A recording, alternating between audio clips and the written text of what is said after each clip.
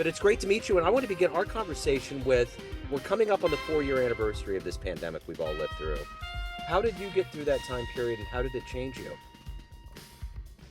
You know what? It's tough because here in Montreal, especially in Quebec, where we live as a province, we were hit the most, I believe, in terms of the lockdown. We were in lockdown for quite a few months, and it was extended with curfews and so on. So we had it really, really bad in that sense.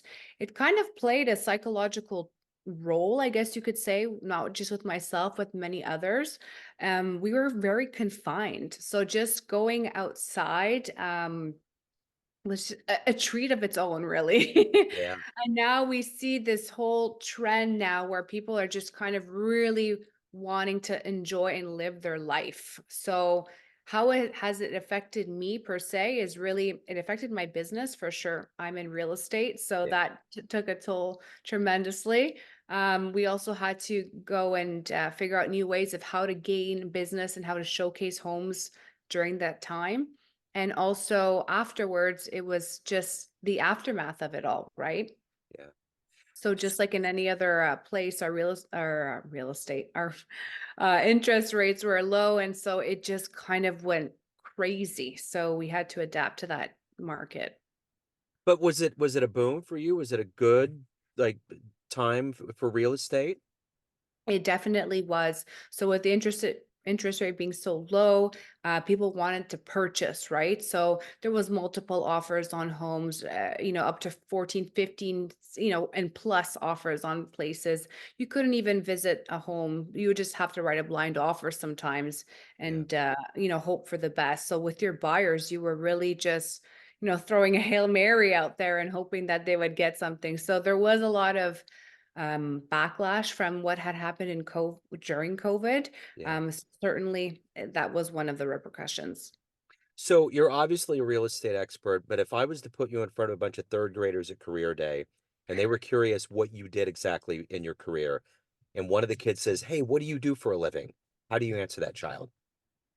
I love this question because it's something I was actually asking myself recently. And I think I would say I'm a creative. I like to create things. And I feel like real estate doesn't necessarily define somebody. I'm a realtor by nature, but I'm so much more than that. Right. So I would just say I create, content. I'm a creator of life. I write my own story of what I do per day. Right. So I think that would probably be the answer. I create. I love to create. So I do that with the platforms that I have.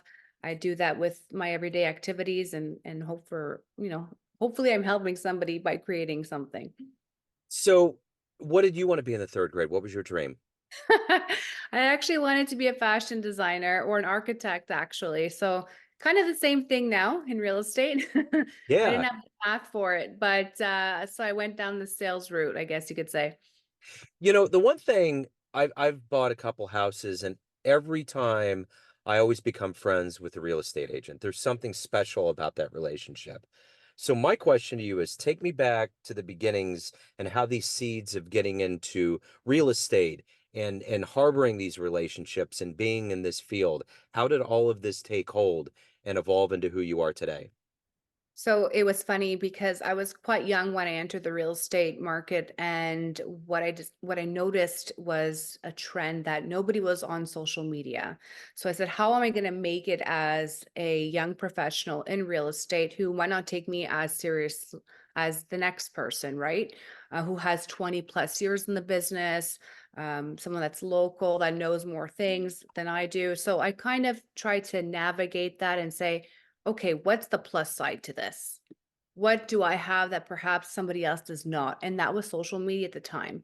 So I took full advantage and utilized Instagram, Facebook, and other platforms to kind of put my name out there. And over the years, my name became a significant household name, I guess you could say. I'm not trying to toot my own horn, but that's kind of how I built those relationships, basically. So talk to me a little bit about heroes. Who's been kind of an inspiration or a hero for you in your life? I would have to say my mother. And this is far apart from, finding somebody in the real estate game that, is really a hero for me, but she is a hero. She's a single mom. She made sure to have a roof over our head at all times. I have a younger brother as well. So I believe, my mother was instrumental for my growth. Without her, I don't think I could have done the things that I've done and taken the risks that I have taken over the years. Because, going into real estate sales, at the time when I was young, that's a risk. Yeah, for sure. So, speaking of real estate or entrepreneurship, if you can meet one person alive on the planet that you find fascinating and spend some time with them, who would that be? I would love to meet Joe Rogan. Yeah, he's cool. Yeah. Yes. I saw him actually at his new location in Austin, Texas. I was able to go there during the summertime, and he had his new oh my God, I'm losing my train of thought now, but his new speaker. The comedy mothership. Yes, thank you. Yes, yes. Yes, thank you. The mothership. And I went twice actually. It was so good. I went back to back, and it's crazy. You can't even get tickets. You have to really go at the specific time when they launch and get the ticket. And I was able to meet him. What a fascinating person. And he's one of the best podcasters out there. And he's met so many others. I would just love to pick his brain. Yeah, he is fascinating. He's got it down to a science for sure. Oh, So, for sure. let me ask you this. Every day you wake up, what is your motivation? You're obviously helping people achieve their dream of where they want to move to, but you have to evolve as a human being as well. What Mhm. is the ultimate motivator for you every day? My motivator every day, I would say, is to wake up knowing that I'm going to learn something myself today and just try to see where that growth takes me. Every day, I just kind of focus on self development and just hope that one day, each day, with my why, I can bring forward something new, something different, something that can help me move forward. I do think that helping others is essential, but also helping myself is crucial too. If my cup isn't filled, I can't, fill into another cup. So that's kind of my why, is to just wake up and better myself and hopefully better somebody else in turn. So I always remember my real estate agents always had good advice. Whenever you hit certain lulls, there's always good advice. What's the best advice that you've ever gotten? Good question. I have to think about that one. When there's a stagnant market, just ride the wave, I think, because people just always I get this all the time. People are just like, "Oh, what do you think about the market? What can we do?" People just get frazzled. I'm just like, "Hold on, just, hold on tightly and just ride the wave and you'll soon get over that." So speaking of waves, what's been one of the most memorable sales, one of the most memorable clients or situations you've ever been in? It's funny because I'm a creative, like I mentioned, by nature. So I remember going to a client's house, a $2 million property, and the day of, they're going, "Well, we don't want you to take pictures."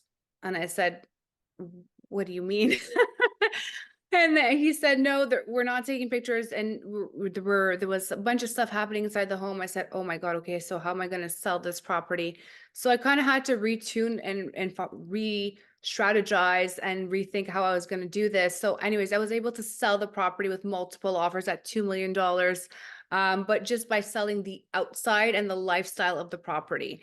And I think they were so happy because also what happened was the first offer had backed out, and then I was able to solidify a second one, which ran smoothly. So there was a lot of hiccups along the way, but I think overall that one was kind of a memorable one for me Yeah. because of that fact that I was able to excel and grow through the challenge that I was given, and also through the challenges that happened afterwards. And the client was super happy, and they were able to go into their dream place afterwards.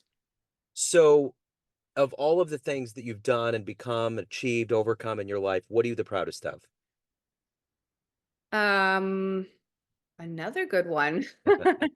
I'm the most proudest at actually becoming a stepmom. So I took over that challenge, when I was with my partner, fully dove into, becoming a step parent. It's not always easy. People think it's, well, I mean, people know it's harder than it is, but it went really well. I think just being authentic to yourself and setting up boundaries, of course, is two key elements to that.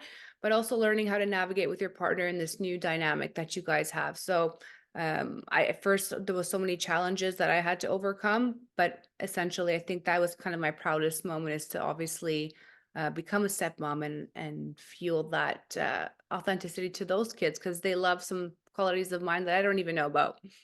I agree. It's really hard to do, and it takes a while, and it's a big leap for sure. So let me ask you this: if you have a dream tonight, you run into the 20-year-old version of you, you can give that young version of you a piece of advice based on the wisdom you've gained in your life up to this point.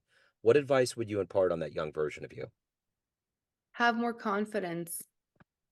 Have more Yeah. confidence. I think people are lacking confidence, and I think there's so much noise on the outside that we tend to let that inside, and then we lose the confidence. So I think it's just always remain in your true self and just continue to have confidence.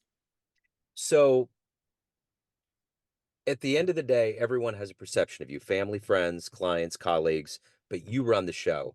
What's your Yes. perception of you? Who do you think you are? I think I'm quite the go-getter. I'm hard on myself. I tend to say, I feel like I'm stuck in this hustle culture where if I'm not busy, I'm not doing anything. But the perception of myself is that I'm here with a greater purpose, and I'm just here to deliver that in any which way I can. So I think the image I have of myself is yes, I could be hard on myself, but I know where I'm going in the end. What do you like the best about living in Montreal? The diversity, actually. We have such great events during the summer, the fall, especially for me with all the colors. It's quite nice. It's like living in New York, kind of seeing all the colors.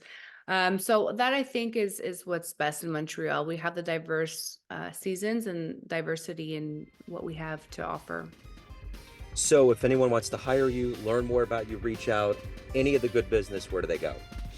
You can check me out at jessicadray.com, my website, which leads to all sorts of platforms. I'm on Instagram at jessicadray, and also LinkedIn.